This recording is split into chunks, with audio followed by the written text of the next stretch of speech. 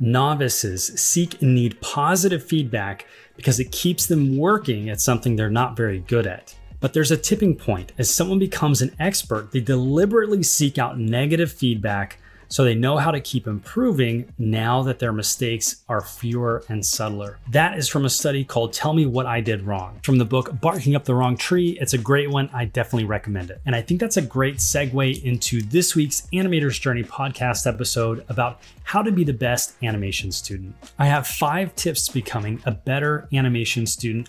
But before that, I want to say if you are beginning or continuing your animation journey, check out animatorsjourney.com, where I've created a comprehensive and focused, accelerated animation program. If you're a beginner with no experience, or you are continuing your journey and maybe you've plateaued and you need some help, then check out the intermediate course. 9 times out of 10, if someone doesn't know if they should go in the beginner or intermediate course, then they need to start at beginner, because it's that important to nail down these fundamental principles that you need in your animation that most schools gloss over or just speed you through, so you're always struggling and you plateau before you should. So check out animatorsjourney.com to get started. So where did I get these 5 ideas? It's because I have taught dozens of people in a private mentorship group at animatorsjourney.com, as well as I literally have over 70,000 students enrolled in my other online courses. I'm just reflecting to you what I see. I'm not making this stuff up. I'm just seeing the results that students get when they get given the exact same information, and I see students have different results. This is the 5 things that I see different between the students. So number 1, consistency. Consistency is incredibly important because animation takes time. You need to devote and invest your time consistently. It doesn't have to be 5 hours every day. Even if you're sitting down for 30 minutes every day, that's more important to me than if you wait the entire week and then just sit down for an hour or 2 on a Saturday or Sunday. That's not going to get you as good results, because especially early in your animation journey, you want to be building muscle memory.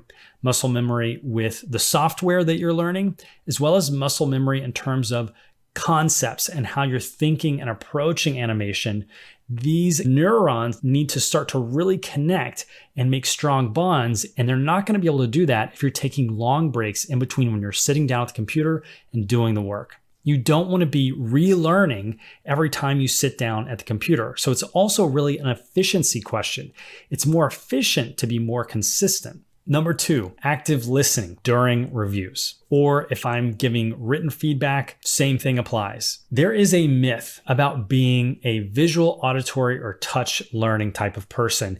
And I feel like people who are maybe struggling with feedback or material, they may lean on these concepts and these myths that are not actually backed by any science whatsoever. Even though 90% of teachers around the world buy into this concept of kind of learning styles, which has no basis in science whatsoever. And I think it perpetuates and gives students a crutch to lean on if they're having difficulty instead of leaning into the material. I say this in regards to active listening during reviews because we really want to focus on the material and not just about our own introspective learning styles, which is a made up thing if you look at the research. So active listening, that's not just passively sitting back and applying a paint by numbers approach when you get feedback on your shot and you're just going to say checkbox here, checkbox there, I did that, I did this. Active listening involves you beginning to develop a mental model about the way that I'm thinking, or whoever is mentoring you, the way that they're thinking and the reason behind the notes that they're giving you. Because you want to begin to adopt that mindset and adjust it and make it your own and reinterpret it. But you need to leverage other people's knowledge and decades of experience and absorb that into your own. You don't want to just be given an instruction manual and just blindly follow it. You want to start to absorb this into your DNA. So you should be actively listening and not leaning on crutches of visual, auditory, or whatever learning. I have a different learning style, or I don't, whatever. You need to be focusing on the reviews and the material in an active listening way. Okay. And part of this goes to I see the best students are the best listeners. So being a great listener, you will be able to tell if you're not doing a good job of that if you're talking more than the instructor is. You're not there to hear yourself talk. You're there to hear someone else talk, and you want to absorb that information. You can't do that when you're the one talking all the time. This is part of the reason why I like to teach in a private setting, because a lot of times when you get into a group setting, there may be some insecurities, especially when you're a novice, it's natural. And some people like to ease their insecurities by doing a lot of talking. Unfortunately, that takes up everyone else's time in a group setting. That's why I don't really like group settings for focused mentorship, because if the instructor isn't adept at controlling the conversation, you could be in a group where the instructor is allowing a student to dominate the time that you should be learning from the instructor, and instead you're listening to a student ramble on about something or some insecurity they're trying to hide by proactively talking about other stuff or how much they already know, which has no bearing on what you're trying to learn. I think it has a place in group settings, can be good. And that's why I incorporate Sunday calls with my students so that there is a group element to it, but it is not where they're getting the majority of their feedback, so that we can focus and they can hear exactly what I'm saying without any interruptions from anyone else or having to wait for their turn. So listen more than you speak in reviews, and be ready to absorb. Imagine you are going to have to relay the information you're receiving to someone else. Imagine the shot that you're doing is actually someone else's shot, and you're just sitting in for them to receive the feedback. That means you're gonna have to be a really good listener, and that's the kind of attitude you should take into these reviews. Or if I'm sending a text kind of note bullet point list, that's how you should be reading into the insight and the reasons why I'm giving you that. I'll be explaining that stuff typically in detail, but some instructors don't go that far, so you need to read between the lines sometimes. So that's number 2. There's a lot to that. Active listening during reviews or the material. Number 3, don't be afraid to redo work and rewatch material lessons or reread material, because this is a difficult thing to learn, animation. And repetition is going to be your friend. So don't get defensive if you feel like you're not getting it, or beat yourself up that you have to rewatch something that you didn't get it the first time. That's going to be the way it needs to be. You need to lean into that and go with that, because when I was learning, I actually did every assignment that I was assigned. I did it twice. I did it really quickly the first time so I could figure out what I was going to be getting wrong. And then I used that knowledge into the second time to do a better version of that, and use that knowledge so I could go further and faster on the second version. I had no problems redoing work. I would throw stuff away immediately and just start over if I needed to. I would go back to lessons or my notes that I wrote down and really dig in and not be afraid of revisiting stuff, because I knew repetition was going to be my friend. Number 4, have life experiences. We are animators. We are bringing something to life. So we need to have experienced life if we're going to do that. We can't be studying a facsimile of or a copy of life by only looking at animation for forever. We really need to be students of life. And to be able to do that, we need to have our own experiences and our own lives outside of animation. There's something called proprioception, where you basically can intune and embody the kind of motion and intuit that what that motion is. And you can't really do that unless you can perform that action or a similar action and have a sense of what is occurring. And by using your body in life, you're going to have an advantage.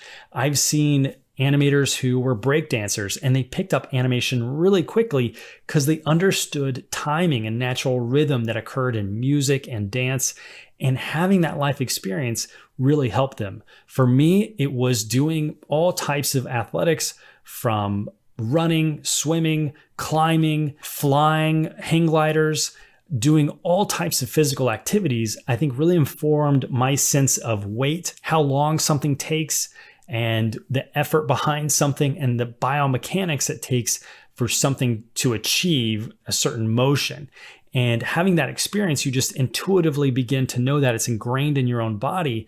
And so that can come through your fingertips and into the computer. Number 5, take your time. I pride myself in giving an accelerated experience in the stuff that I teach and the methods that I use. But at the same time, I want people to take their time in the way that they're learning. So for example, in my beginner self-study, people can take as long as they want to finish it. Other programs, you have to get done in a certain number of weeks and then you're out. And when students finish that course, they think just by the nature of them going through those 6, 7, 8, 9, 10 weeks that they've mastered that material. And that's usually not the case. But because they just got passed through and the course ended, they assume that they have mastered that knowledge. As opposed to the alternative is take as long as it takes for you to get the quality and master that material. Sometimes it takes 4 weeks, 6 weeks, 7 weeks, 8 weeks, 10 weeks. You don't know until you're doing it. And that's why it's difficult, especially for people starting out, to get lulled into a false sense of security of mastering something that they haven't really mastered, only because the course they were in finished after a set number of weeks. And that's a really dangerous place to be in, because then you're going to go pursue things that you shouldn't be doing because you don't know how to do it. And you're just going to show that you don't know how to do that thing when you waste time doing it, as opposed to really taking your time, learning the fundamentals, and taking however long that takes to learn for your own. Even if you're doing like self-study, don't advance before you're ready. Take your time, all right? And that's my methodology. That's my philosophy in teaching animation and why I've set up stuff the way that I teach.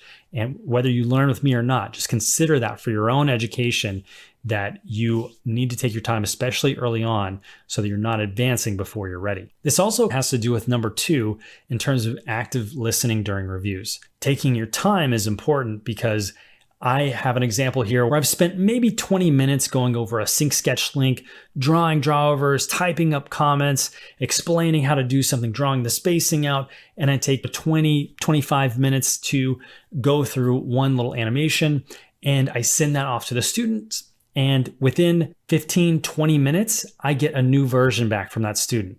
So the amount of time it took me to actually give the notes, they've turned around a new version. Now, without even opening and looking at that new version, I know they didn't hit everything right, because there's no way they could have hit all those notes and then accommodated for those notes to make sure everything else continued to work seamlessly in those transitions between the notes, to blend everything and keep it going, the stuff that was fine, but you still need to marry that with the notes. That takes time, and you need to apply this accumulated knowledge and not just say paint by numbers. If I give the note to move the leg over here and you move the leg over here, but you don't account for all the other notes I've been giving about knee pops and all that kind of a thing, and you just think moving the foot over here is going to solve all that, and you don't even watch your animation back, and you just hit all these check boxes as quickly as you can and turn around a version as quickly as you can without applying all of your accumulated knowledge, is not going to be productive for you or me. I'm going to be frustrated because you're not applying your own accumulated knowledge. Let's say this is the 15th version of this thing, and up till now we've been polishing this thing for 15 versions, and then right at the end you're just trying to turn around something really quickly, and you're just causing more problems than you're solving because you aren't applying your accumulated knowledge, because you're not taking your time, which is this 5th one. Take your time. If I'm giving notes, you want to apply the accumulated knowledge of all the notes I've given up till then and the new ones. That would be a big concern for me as a teacher if I'm spending 20, 25, 30 minutes reviewing an animation and then there's a new version within 15 or 20 minutes. It just tells me from the very beginning, you're not valuing the feedback I'm giving you. You're not valuing your own time and your own animation and putting in the time that it takes to achieve a certain level of quality, especially if this is like our 10th, 15th, 20th time doing a revision. We're really just spinning our wheels here. So slow down, take your time, make sure you're hitting the notes exactly, because when you get into a production setting, and if you're doing that, you are not going to get rehired. It's not an efficient way to work if I'm giving you notes and then you hit a few of them, and then you cause 10 more problems that you should be able to identify by that stage of your progress. And we got to go back and then go fix those 10. But because you didn't also apply your accumulated knowledge again, then you create 10 more problems, and we just keep chasing our tail. So you need to be able to accommodate for notes and take your time with that, because note taking and applying notes is really half the job of an animator. And being a student is the safest place to do that without threat of losing a job, because you don't have a job, you're a student. So take your time, slow down, make sure applying the notes effectively and broadly so that you're not creating more problems than you're solving. Because again, if you do this when you have a job, this is not going to bode well for you, because you will be seen as someone who can't manage a shot or take notes and feedback without creating new problems. It's just a bad combination. Take that with a grain of salt, because you are a new student. You will be beginning. You will have difficulties and challenges to overcome. Hopefully these 5 tips will help you. Being consistent, active listening during reviews and the material. Number 3 is being not afraid to redo work or rewatch lessons or go back through your notes. Number 4 is getting out of your chair and having life experiences. Don't just be an animation-y animator who has no life outside of animation. That's not going to make for interesting animation or decisions. And take your time. Apply the feedback with your accumulated knowledge, and don't create more problems than you're trying to solve. And if you have trouble, then if you have a job, you would talk to your lead or your supervisor. If you're a student, you would be talking to your mentor or asking questions or sending a revision and acknowledging the issues that you're having, instead of sending a version and saying, and marking it as final without ever having the instructor tell you that it's final. It's a bit presumptuous to do that. So you don't want to come off that way, and you want to be receiving information and always learning, not talking more than you're listening, and that kind of a thing. It's totally fine to have a conversation and discuss things, but you want to be careful when you start to lecture the teacher about all the things that you know. They're there to help you and not really hear all of that experience that you may or may not have or pretend to have or whatnot. The same way your supervisor isn't really going to be there to listen to you talk about your own experience. I would say also, when you get your first job, this same rule applies. If I'm sitting in a room full of people who have 20 or 30 years more experience than me, I am not going to say a word, because I want to absorb as much information from these people as possible. I'll ask the shortest, focused questions I can think of and sit back and listen. And that's the way that I would encourage you to be a student as well. And because once you graduate, quote, air quotes, or you finish a course, you're still a student. I'm still a student. I teach, and I'm absolutely still a student. That's why I love animation. And so that's the attitude I still take. I haven't lost that. And even though I'm doing a lot more talking and listening, obviously this is a one-directional thing, having a podcast, but I hope that these 5 things and all my commentary around them have helped you focus your attention and energy on how to be the best animation student you can be, so you can also start working or achieving your goals in your own personal work as quickly as possible, and do that in the most efficient way. If you want help doing that, check out animatorsjourney.com. Otherwise, I wish you the best, and I hope to see you next time on the next Animators Journey podcast episode. Thanks for listening.